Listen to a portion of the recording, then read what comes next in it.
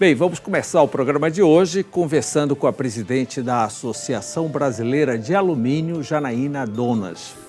Presidente, é um prazer tê-la aqui. Muito obrigado por ter vindo nessa sua passagem por Belém. Quando se fala em alumínio, o Pará, na cadeia do alumínio, se torna importante em nível de Brasil, não é? E agora teve o tarifaço do Trump e isso afeta diretamente esse tipo de produção. Mas chega a afetar realmente, por exemplo, a produção na Albrás, na Alunorte, em nível de Pará? Não. Bom, primeiramente, boa noite, muito obrigada por me receber, é um prazer enorme estar aqui. Em relação à produção, nós não temos riscos de disruptura no mercado nacional. Uma das maiores características e vantagens competitivas da cadeia do alumínio no Brasil é o fato da gente ter uma cadeia verticalizada. Então, seja na Albrás, onde a gente tem a produção ali de alumínio primário, temos também a refinaria, então a gente tem uma cadeia produtiva que ela é totalmente integrada. Tá? Então, a gente tem uma representação muito grande de empresas de mineração, e aqui no estado do Pará a gente está falando de uma representatividade em cerca de 90% do que é produzido de bauxita Nós temos duas minas, né? Porto Trombeiras e Paragominas, tem outra? Sim, Juruti, no Pará. Juruti, exatamente, da Alcoa.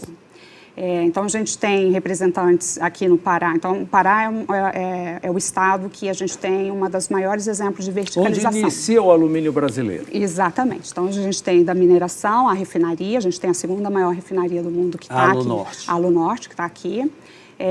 Temos a Albrás. Mas, quando a gente está falando em termos de tarifaço e impacto no Brasil, ele não chega a causar impactos na nossa cadeia produtiva, porque a gente tem os insumos necessários para a produção. Já que a senhora falou sobre toda a cadeia, eu vou lhe pedir didaticamente para explicar para o nosso telespectador. Nós retiramos a bauxita dessas 3 minas existentes no Pará, por enquanto, não é? E ela vai para a refinaria, que é a Alunorte. Sim, isso no caso de uma empresa só. De uma empresa, no caso da Hidro, né? Isso. Da Alunorte, ela vai em forma de líquido para a Albrás? Não, da Alunorte, então o processo de transformação do alumínio, ele realmente inicia na etapa de extração da bauxita, que é o minério. Depois ele é transformado, ele passa por um processo de refinaria, onde ele se transforma em um pozinho branco, que é a alumina. E a alumina, ela tem diversas aplicações além de transformação em alumínio primário. Ela pode ser utilizada, por exemplo, para tratamento de água, para produção de cerâmicas, vidros. Ela tem diversas outras aplicações, mas também, grande parte da nossa alumina é o que a gente chama de alumina metalúrgica. E aí ela vai ela segue para os smelters, que é onde é feito um processo de eletrólise, e ele é transformado em alumínio primário. Tá? E aí, depois de alumínio primário, ele segue para as etapas de transformação. Ele é transformado em produtos... Sim, que é a verticalização. Exatamente. Que nós temos aqui uma incidência muito grande em nível de cabos de energia. Sim, a gente tem uma das etapas produtivas de maior valor agregado, por exemplo, a parte de cabos. É um produto de alto conteúdo. Inclusive, nós exportamos. Também exportamos. O consumo da Albrás é já todo doméstico ou ainda há exportação? Tem exportação também.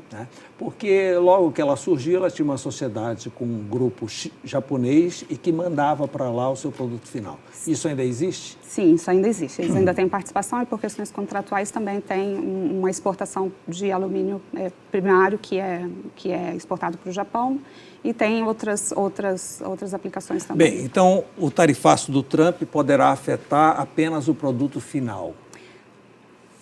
Quando a gente fala dos impactos do tarifaço, ele tem um impacto primeiro no nosso acesso ao mercado internacional, um mercado consumidor relevante, que é o mercado americano, que hoje representa cerca de 16% das nossas exportações de produtos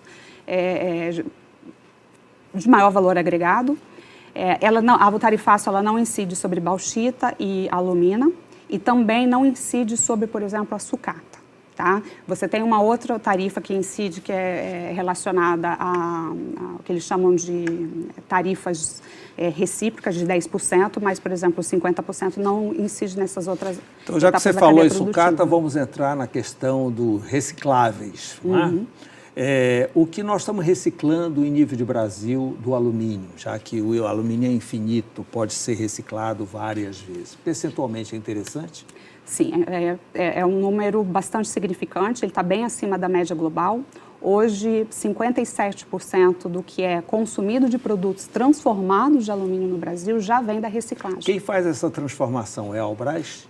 De reciclagem? Da sucata, Não, aí os produtos, você tem uma cadeia de reciclagem que ela é um pouco mais pulverizada, mas você tem outras grandes empresas, e que ela entrega a alumina.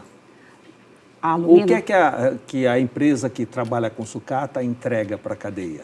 Ela pega o material que ele foi coletado, né, muitas vezes através de um sistema de logística reversa. Então, por exemplo, quando a gente está falando da parte de embalagem, você tem sistemas aí que coletam o produto. A lata de cerveja, de refrigerante. A lata de cerveja, uma panela. Então, a cadeia, ela é bastante... Aí é o produto final. Então, uma janela, um estrudado, aquilo ali é um produto final que ele tem. E aí ele recebe, ele faz essa coleta e ele transforma, ele passa por um processo de fundição, transforma em outro alumínio. A gente não chama de alumínio primário, chama de alumínio secundário, porque tem níveis de liga, de pureza que é diferente do primário. O alumínio primário, a gente está falando de um alumínio que tem 99,7% de pureza. O alumínio secundário, justamente porque no seu processo de transformação... Já foi misturado com Ele já algo. foi misturado, então ele tem... Aí a sucata, ela é diferenciado, ela varia dependendo do... E tem produto específico que só recebe a sucata?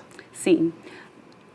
Hoje, o produto que você consegue ter o maior conteúdo reciclado é, por exemplo, a lata, que você consegue chegar aí a 80% de conteúdo reciclado.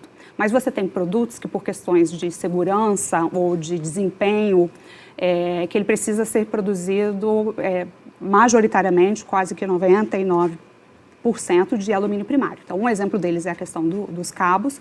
Um outro exemplo, por exemplo, é rodas de alumínio, por uma questão de segurança. Então, você não vai ter problemas de rodas... De um carro se desmanchar porque foi um alumínio secundário. Não, exato. Então, você nunca vai conseguir fazer um serviço a alta performance necessariamente é do alumínio primário, que deve ter um valor de mercado muito maior do que o alumínio de sucata. Sim.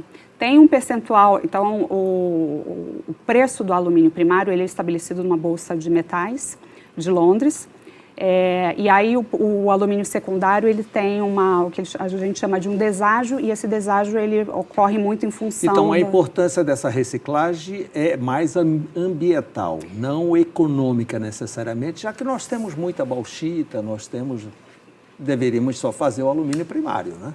Não, ela é importante pelas questões ambientais, obviamente, porque você tem uma redução de intensidade carbônica, mas também econômica, porque tem sido cada vez mais difícil, quando a gente olha, por exemplo, a decisão do próprio governo americano de fazer essas sobretaxas, é porque ele está querendo aumentar os investimentos para tentar ou religar capacidade ou investimentos em novos smelters que...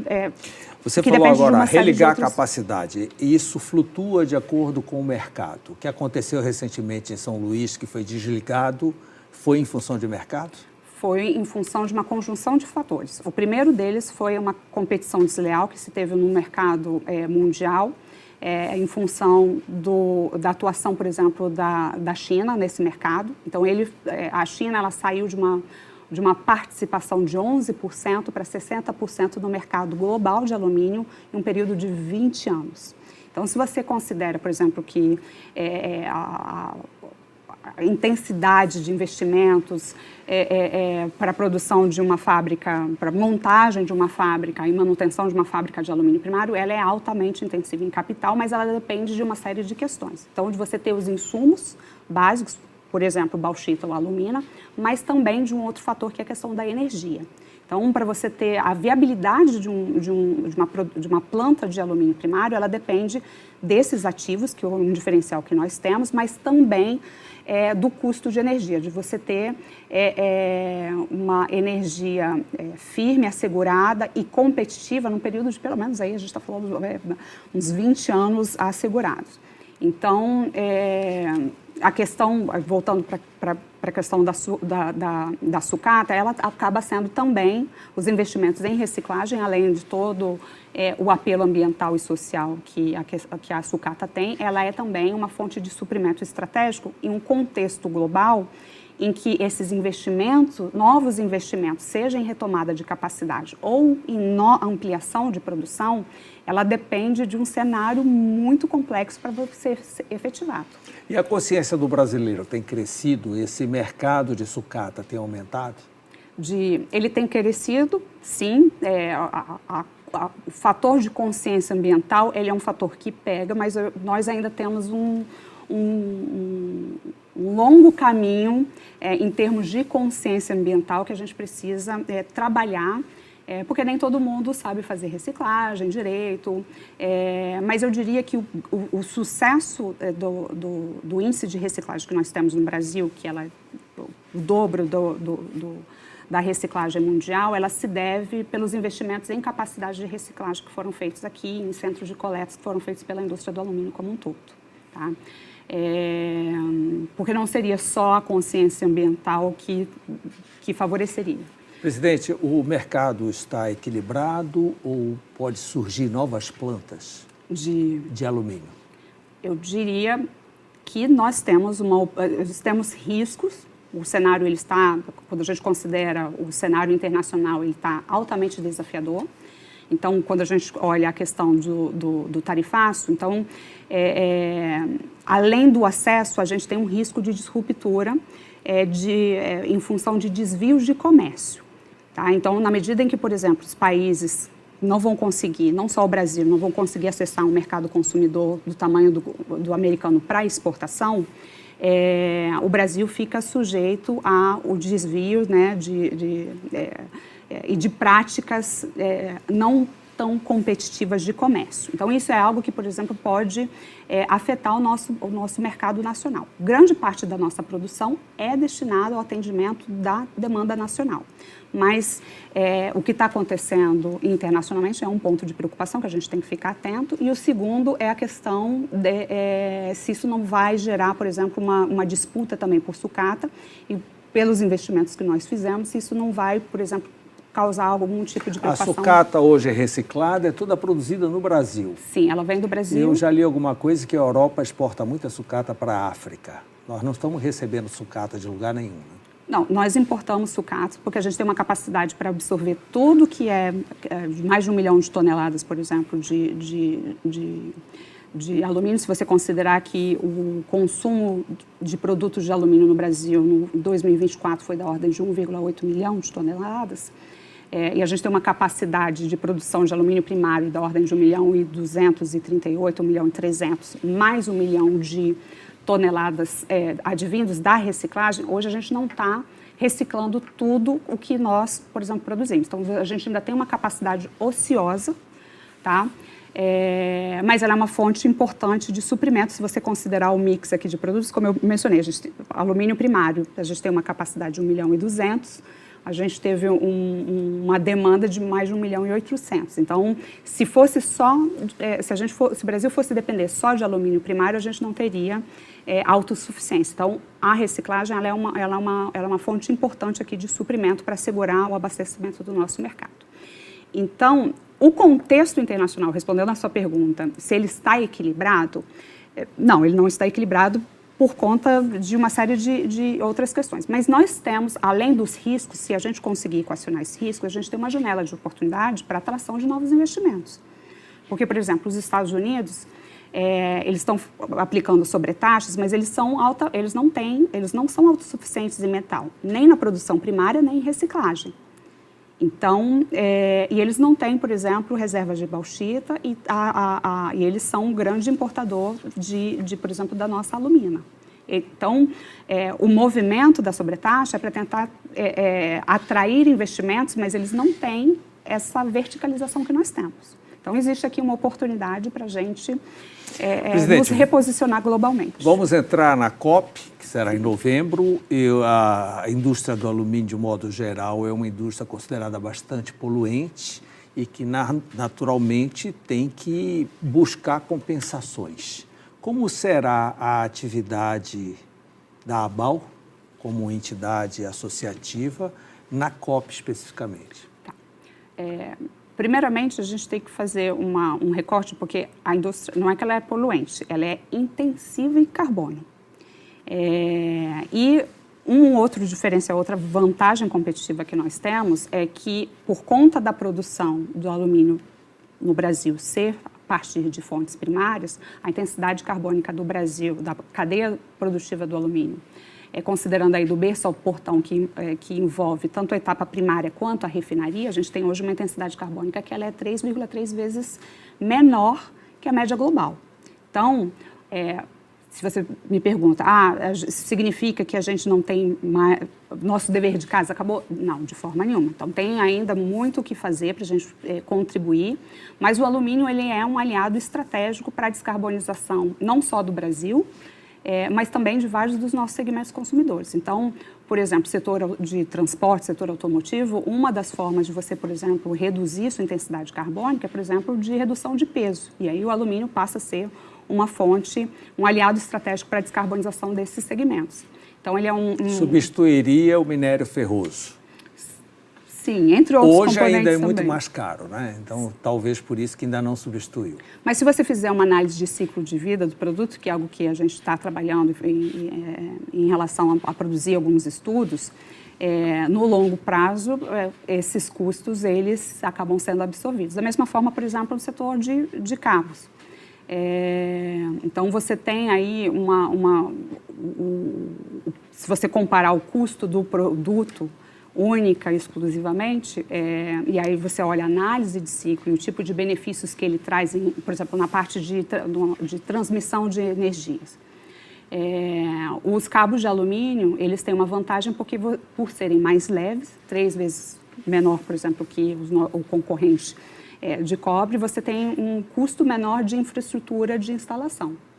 Então, todos esses elementos precisam ser colocados na hora de se analisar. Mas, enfim,